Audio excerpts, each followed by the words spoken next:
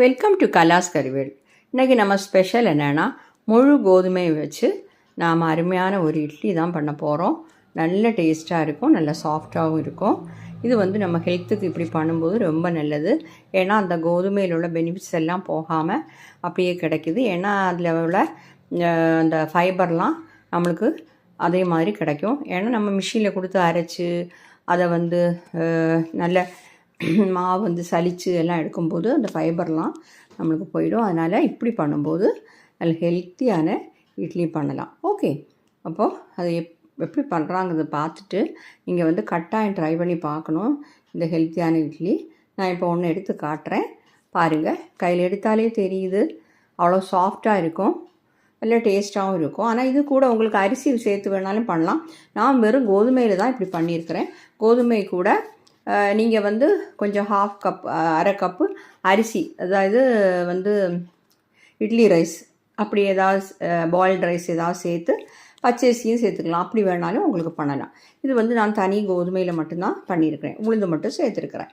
Okay, அப்போ ஹெல்த்தியாக பண்ணலாங்கிறதுக்காக தான் நான் அப்படி பண்ணினேன். அடுத்த வாட்டி நம்மளுக்கு அந்த அரிசியும் சேர்த்தே பண்ணிடலாம். ஓகே, அப்போ கரெக்டாக இந்த வீடியோ ஃபுல்லாக பாருங்கள், பார்த்துட்டு உங்கள் ஃபீட்பேக்கையும் தெரியுங்க. அப்போ இந்த அருமையான சாஃப்டான டேஸ்டியான இட்லி எப்படி பண்ணுறதுங்கிறது பார்க்கலாம். இது அரிசி சேர்க்கனால கலர் கொஞ்சம் கலர் இப்படி கம்மியாக இருக்கும். அரிசி சேர்த்தா இன்னும் கொஞ்சம் கலர் பிரைட்டாக இருக்கும். டேஸ்ட்டும் சின்னதாக கோதுமையோட டேஸ்ட் இருக்கும். அதை எப்படி பண்ணுறதுங்கிறது பார்க்கலாம் வாங்க. இப்போ அதுக்காக நான் கோதுமையும் உளுந்தும் தண்ணியில் ஊற வச்சுருக்கேன். அது என்னென்னா, இப்போ 2 கப்பு கோதுமை நான் எடுத்துருக்கிறேன். இது உங்களுக்கு வீடியோ காட்ட முடியல, நான் இப்போ தான் அதில் தண்ணியில் போட்டேன். நல்லா வாஷ் பண்ணிவிட்டு போடுங்க. கோதுமையை நல்லா வாஷ் பண்ணோம். உளுந்து ஒரு அரை கப்பு சேர்த்துருக்குறேன். அதுக்கு 4க்கு 1ங்கிற ரேஷியோ தான். அதாவது 4 கப்பு கோதுமை நீங்கள் சேர்க்குறா இருந்தால் 1 கப்பு உளுந்து சேர்த்துக்கணும். இப்போ 2 கப்பு சேர்த்தனால அரை கப்பு உளுந்து சேர்த்துருக்குறேன். அந்த உளுந்து கூட 1 டீஸ்பூன் வெந்தயமும் சேர்த்துருக்குறேன். ஓகே, அப்போ நீங்கள் குவான்டிட்டி கூடுதலாக எடுக்கிறதா இருந்தால் நீங்கள் வெந்தயத்தோட அளவையும் சேர்த்து கூடுதலாக எடுத்துக்கணும். இது ஒரு 6 மணி நேரமாவது குறைஞ்சது ஊற வைக்கணும். பாருங்கள், நம்ம ஊற வச்சு 6 மணி நேரம் இல்லை 7 மணி நேரம் ஆயிடுச்சு. இப்போ கோதுமை ஊறுறதுக்கு கொஞ்சம் டைம் ஆகிடும். நல்லா ஊறிடுச்சு. இப்போ நான் இதை கிரைண்டரில் தான் அரைக்க போகிறேன். மிக்சியிலே அரைக்கலாம். ஆனால் நான் கிரைண்டரில் அரைக்கும்போது உளுந்து நல்லா பொங்கி வரும், நல்லா இருக்கும், இன்னும் கொஞ்சம் நல்லா இருக்கும்.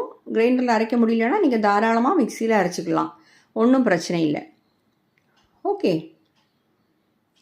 அப்போ இந்த கோதுமை எப்போவுமே நல்லா வாஷ் பண்ணிடணும். நிறைய தூசெல்லாம் இருக்கும் நம்ம வாங்கும்போது. இப்போ நான் வாங்கின கோதுமை நல்லா நீட்டாக இருந்தது, அதில் அவ்வளோ அழுக்கெல்லாம் இல்லை. அப்போ கிரைண்டரில் சேர்த்துடலாம். பாருங்கள், முதல்ல நாம் உளுந்தை சேர்த்துடலாம்.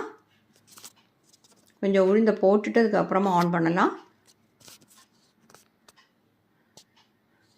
இப்போ உளுந்தை சேர்த்துட்டு கொஞ்சமாக இடையில தண்ணி தெளித்து கொடுத்து ஒரு 20 நிமிஷம் உளுந்து நல்லா அரையணும். அப்போ நல்ல உளுந்து மாவு நல்லா பொங்கி வரும். இப்போ எல்லாத்தையுமே சேர்த்துட்டேன். இது கூட கொஞ்சம் தண்ணி சேர்த்து கொடுக்கலாம். நான் ஒரு அரை கப்பு தண்ணி சேர்க்குறேன், அரையட்டும். நாம் இதை மூடி வச்சிடலாம். மூடி வச்சு இடையில திறந்து பார்த்து தண்ணி வேணும்னா சேர்த்துக்கலாம். ஓகே, அரையட்டும். இப்போ பாருங்கள், நம்ம திறந்து பார்க்கலாம். கொஞ்சம் கெட்டி ஆகிடுச்சு பார்த்தீங்களா? இன்னும் கொஞ்சம் தண்ணி சேர்த்து அரைச்சிடலாம்.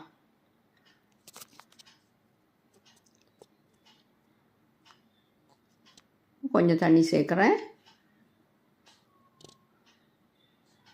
20 நிமிஷம் அரையும் போது நல்லா பொங்கி வரும் மாவு. இப்போ பாருங்கள், 20 நிமிஷம் ஆயிடுச்சு. மாவு நல்லா பொங்கிடுச்சு. இந்த மாவை நம்ம மாற்றிடலாம். பார்த்தாலே தெரியுது பார்த்தீங்களா? நம்ம அரை கப்பு தான் போட்டிருக்கோம். இப்போ உளுந்த மாவை மாற்றிட்டேன். அடுத்ததாக நம்ம கோதுமையை அரைச்சிடலாம். கோதுமை இந்த மாதிரி சேர்த்து கொடுத்துடலாம். கோதுமை நல்லா அரையணும். எப்படி ஒரு அரை மணி நேரம் ஆகும் கோதுமை அரைகிறதுக்கு.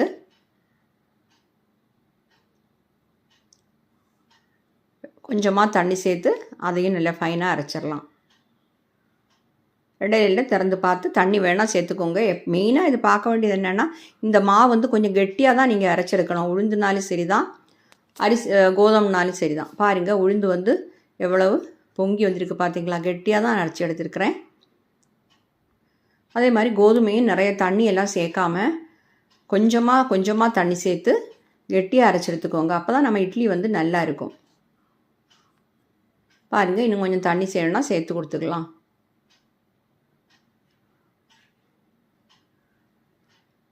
கொஞ்சம் தண்ணி சேர்த்துட்டேன். திருப்பி மூடி வச்சு அரைச்சிட வேண்டியது தான்.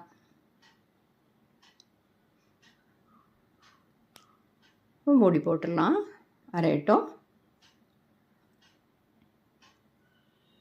பாருங்கள், இப்போ நாம் திறந்து பார்க்கலாம். நான் வந்து இதை போட்டு ஒரு அரை மணி நேரம் ஆயிடுச்சு. கோதுமை அரைஞ்சிருக்கான்னு பார்க்கலாம். இந்த மாதிரி கையில் எடுத்து பார்த்தாலே தெரியும், இல்லை ஃபைனாக அரைஞ்சிருக்கு. போதும். இதையும் நாம் மாற்றிடலாம்.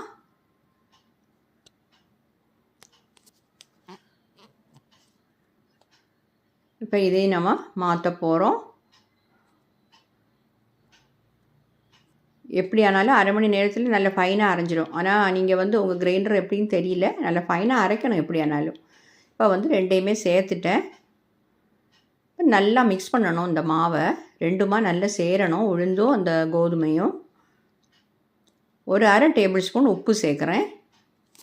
போதும், இவ்வளோ உப்பு சேர்த்தாலே போதும். இப்போ நல்லா மிக்ஸ் பண்ணிடலாம். ஸ்பூன் வச்சு வேணால் மிக்ஸ் பண்ணுங்க, இல்லை கை வச்சு வேணாலும் மிக்ஸ் பண்ணிடலாம். நான் வந்து மேக்ஸிமம் கை வச்சு தான் மிக்ஸ் பண்ணுவேன்.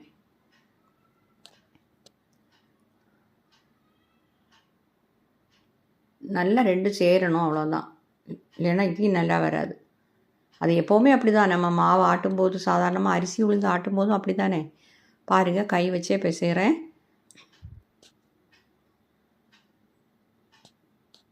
நல்ல மாவு சேர்ந்துருச்சு. மாவு பதம் வந்து கரெக்டாக இருக்குது, ரொம்ப தண்ணியாகவும் ஆகலை. இன்னும் கொஞ்சம் கட்டியாக உங்களுக்கு அரைக்க முடிஞ்சுன்னா அது நல்லது.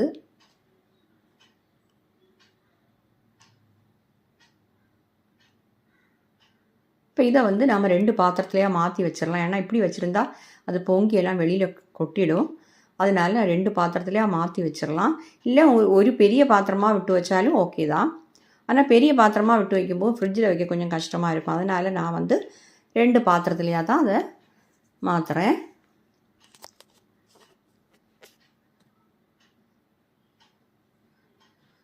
இப்போ இதை வந்து நாம் மூடி வச்சு அடுத்த நாள் காலையில் தான் இட்லி பண்ண போகிறோம். நான் வந்து இது காலையில் ஊற போட்டு சாயந்தரம் அரைச்சி அடுத்த நாள் காலையில் இட்லி பண்ண போகிறேன். இது வந்து மேக்ஸிமம் ஒரு 8 மணி நேரம் இந்த மாவை புளிக்க வைக்கணும். அந்த மாதிரி கணக்கில் நீங்கள் வந்து அரைச்சிக்கோங்க. ஓகே, அப்போ தான் இந்த மாவு செட்டாகி நல்லா இருக்கும். இட்லி ஆனாலும் தோசை ஆனாலும், தோசையும் பண்ணலாம் இந்த மாவில். இருக்கட்டும், காலையில் எடுத்து நம்ம பண்ணிக்கலாம். நான் இந்த மாதிரி மூடி போட்டு வச்சுருக்கிறேன். இப்போ வந்து காலையில் ஆயிடுச்சு. நேற்று வச்சுருந்த மாவு எப்படி இருக்குது, எப்படி பொங்கி வந்திருக்குன்னு நாம் பார்க்கலாம். பார்த்தீங்களா, நல்லா பொங்கி வந்திருக்கு. கோதுமையும் உளுந்தும் சேர்த்த மாவு நல்லா அரைஞ்சிருக்கு. அதனால் பார்த்தீங்களா, அதை இப்படி ஸ்பூன் போட்டு கலக்கும் போதே தெரியும், அது வந்து அவ்வளோ சாஃப்டாக இருக்குது மாவு.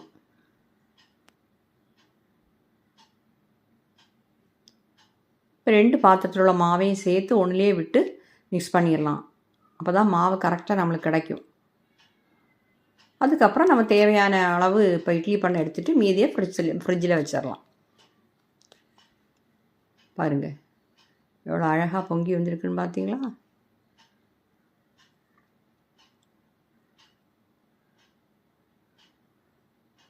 நாம் வந்து கொஞ்ச நாளைக்கு முன்னால் நான் வந்து இந்த மாதிரி முழு கோதுமையில் தோசை பண்ணினேன். அது மிக்சியில் அரைச்சி தான் பண்ணேன். அது நல்ல டேஸ்ட்டாக இருந்தது. அந்த வீடியோ எடுத்து நீங்கள் பாருங்கள். இப்போ நான் வந்து இந்த 2 மாவையும் ஒன்றா சேர்த்துட்டேன். உப்பு வந்து நான் பார்த்தேன் கரெக்டாக தான் இருக்குது.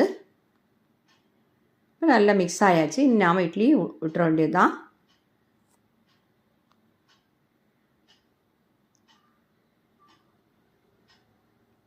இப்போ அதுக்காக ஒரு இட்லி பண்ணக்கூடிய அந்த இட்லி தட்டை எடுத்துடலாம். எடுத்துட்டு அதில் வந்து கொஞ்சம் ஒரு சொட்டு ஆயில் எல்லாத்துலேயுமே கொஞ்சம் க்ரீஸ் பண்ணி கொடுத்துடலாம். அப்போ வந்து நம்ம இட்லி ஒட்டாமல் நல்லா வரும். நம்ம சாதாரணமாக எப்போ இட்லி பண்ணும்போது அந்த மாதிரி தானே, அது மாதிரி தான் இதுவும்.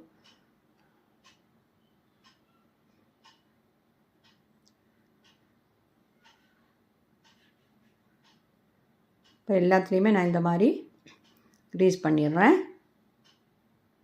நீ வந்து நாம் மாவை சேர்த்துடலாம். மாவு வந்து ஒரு 3/4 சேர்த்துக்கோங்க.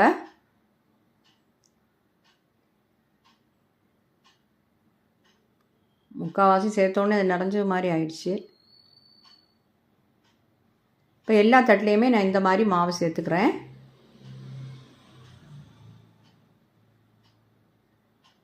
இன்னும் கொஞ்சம் மாவு கெட்டியாக இருக்கலாம் போல இருக்குது. ஓகே, மீதி உள்ளதையும் இந்த மாதிரி பண்ணிடுறேன். இப்போ எல்லாத்துலேயுமே இந்த மாதிரி மாவை ஊற்றி வச்சுட்டேன். இப்போ இதுக்காக இட்லி பண்ணுறதுக்காக இந்த பாத்திரத்தில் தண்ணி வச்சுருந்து நல்லா கொதிக்குது. அது மேலே இதை வச்சாச்சு. நீ மூடி வச்சிடலாம். மூடி வச்சு மீடியம் ஃப்ளேமில் ஒரு 15 நிமிஷம் வேக வச்சிடலாம். கோதுமை ஆனால கொஞ்சம் வேகிறதுக்கு டைம் ஆகும். ஒரு 12லேருந்து 15 நிமிஷம் வரைக்கும் வேக வைக்கணும். வேகட்டும். இப்போ பாருங்கள், 15 நிமிஷம் ஆயிடுச்சு. நான் வச்சு ஃப்ளேம் ஆஃப் பண்ணிடலாம். ஆஃப் பண்ணிவிட்டு திறந்து பார்க்கலாம்.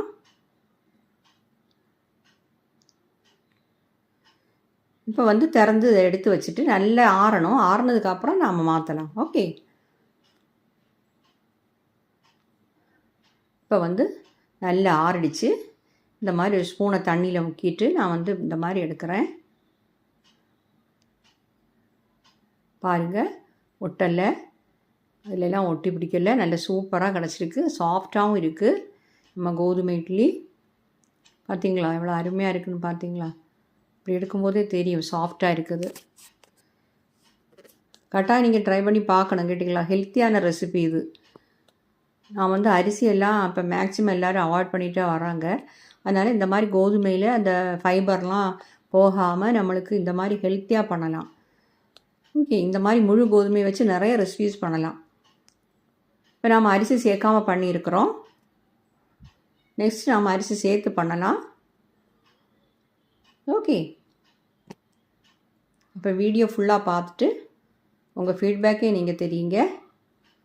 இந்த அருமையான ஹெல்த்தியான இட்லி எல்லாருக்குமே சாப்பிட்லாம், எல்லாருக்குமே நல்லது. ஓகே, இப்போ என்னுடைய இந்த வீடியோ வந்து உங்களுக்கு பிடிச்சிருக்கும்னு நினைக்கிறேன். பிடிச்சிருந்தால் என்னுடைய சேனல் வந்து சப்ஸ்கிரைப் பண்ண மறந்துடாதீங்க. லைக் பண்ணவும், ஷேர் பண்ணவும், கமெண்ட் பண்ணவும் செய்யுங்க. ஓகே, அடுத்த நல்ல ஒரு வீடியோவுமா திரும்பவும் சந்திக்கலாம். தேங்க்யூ.